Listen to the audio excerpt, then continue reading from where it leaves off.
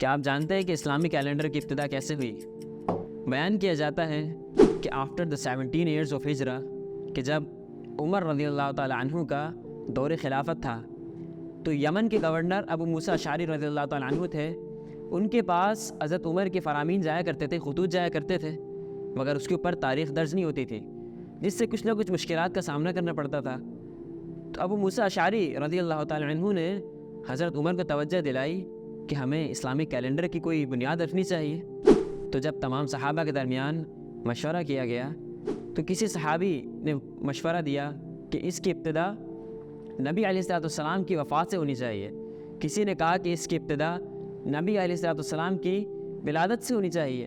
کسی نے کہا کہ آپ کی بعثت سے ہونی چاہیے. مگر ان سب مشوروں کے اندر ایک مشورہ جو حضرت علی رضی اللہ تعالیٰ عنہ کا تھا وہ سب کو پسند آیا اور اسی کو عمل میں لایا گیا. وہ مشورہ یہ تھا کہ اسلامی کیلنڈر کی ابتدا نبی علیہ السلام کے ہجرت مدینہ سے ہونی چاہیے.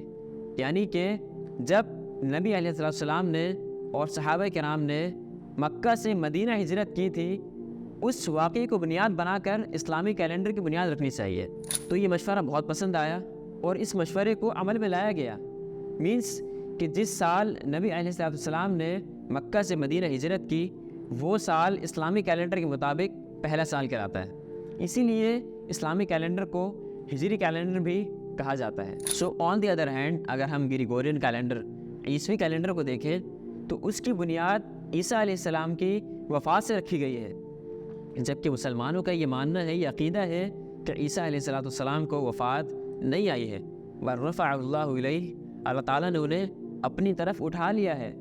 تو کرسچنز نے، عیسائیوں نے اس بنیاد پہ عیسوی کیلنڈر کی بنیاد رکھی کہ جس سال عیسیٰ علیہ السلام کی وفات ہوئی اس سال سے اس کیلنڈر کی ابتدا ہوگی، جبکہ یہ عقیدہ مسلمانوں کے عقیدے کے بالکل خلاف ہے. اور مزید اس کے اگر ہم دیکھیں کہ اس کے اندر تو مہینے ہیں، جنوری، فیبرری، مارچ، اپریل میں جتنے بھی مہینے ہیں اور جتنے بھی ایام ہیں، سنڈے، منڈے، ٹیوزڈے، یہ سب ہندوؤں کی، یہودیوں کی، نان مسلمس کی، کرسچنس کی دیوی دیوتاؤں کے نام ہیں. یہ ان کے ناموں پہ یہ نام رکھے گئے ہیں. سنڈے انہوں نے نام رکھا جو سورج کی عبادت کرتے ہیں، منڈے انہوں نے رکھا جو چاند کی عبادت کرتے ہیں. تو اگر ہم ہجری کیلنڈر کو چھوڑ کر پورے کے پورے ڈیپینڈنٹ عیسوی کیلنڈر کے اوپر ہو جائیں تو پھر یہ صرف ہمیں اسلام کی ثقافت سے، مسلمانوں کی ثقافت سے، اللہ کے نبی علیہ السلام کی ہجرت سے دور نہیں کرتا، بلکہ ہمیں ہمارے عقیدے سے بھی دور کرتا ہے، جو کہ بہت ہی خطرناک بات ہے. تو ہمیں چاہیے کہ ہم جس حد تک ممکن ہو سکے عیسوی کیلنڈر کو چھوڑ کر اسلامی کیلنڈر، ہجری کیلنڈر کو ترجیح دینے کی کوشش کریں.